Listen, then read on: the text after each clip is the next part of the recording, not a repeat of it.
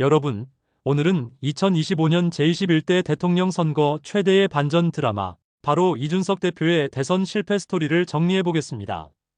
처음엔 꽤 잘 나가던 후보였어요.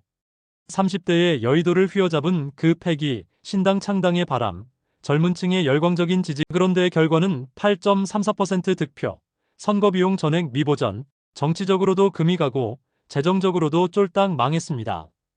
도대체 왜 이렇게 된 걸까요? 사실 이준석 후보의 초반 분위기는 꽤 괜찮았습니다. 양강구도의 염증을 느낀 중도층, 청년층을 겨냥한 메시지로 지지율을 꾸준히 올려갔죠. 여론조사에서는 10%를 넘나드는 수치도 나왔습니다.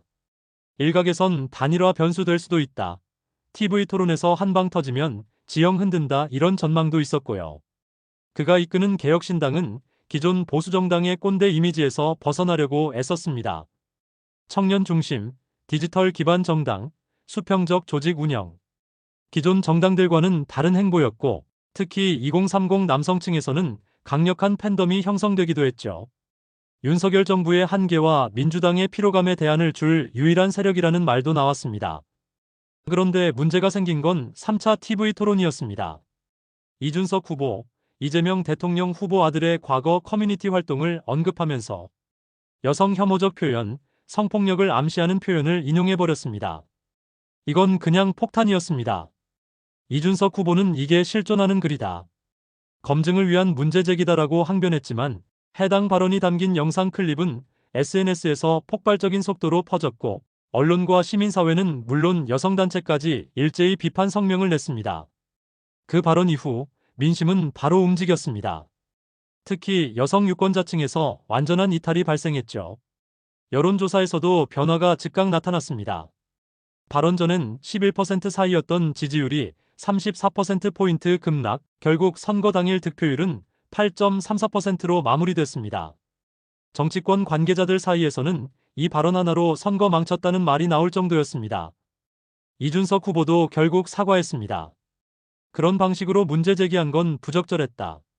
다시 돌아간다면 그런 발언은 하지 않았을 것이라고 말했지만 이미 판세는 기운 뒤였죠. 개혁신당 내부에서도 책임론이 불거졌고, 선거 직후에는 천하람 상임대행 체제로 비상전환하기까지 했습니다. 자, 여기서 중요한 건 이겁니다.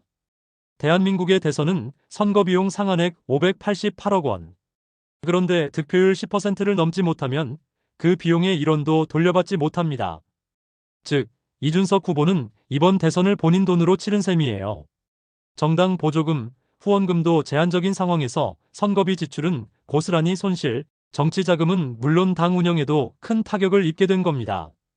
반면 이재명 49.42%, 김문수 41.15% 후보는 15% 기준도 훌쩍 넘었기 때문에 전액 보전 대상이 되었죠.